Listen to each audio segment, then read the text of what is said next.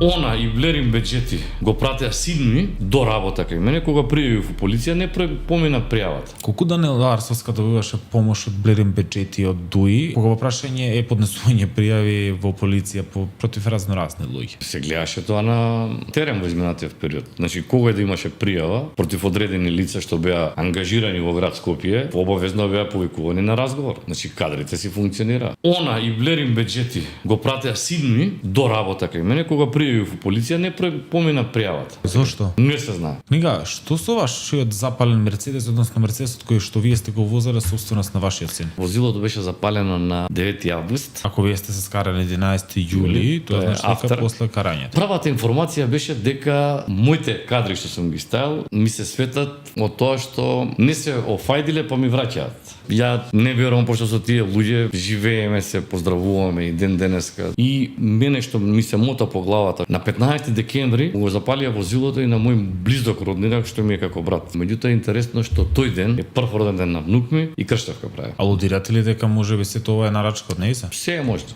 Колку ваши пријатели настрадаа благодарение на вашето скарување со нашата екс-градоначалничка? Па десетина, 15. Ки го простите тоа? Нема што да ја простам. Ова нема да го заборавам. Што значи тоа? Тоа значи дека ќе се видиме уште една сигурно. Јас само една си јам видено тогаш во Мартини и кажав тоа што кажав и што и кажавте? Многу ме интересира. Мама е. Нема да ни кажете што е мама е. Мамицата, тоа е.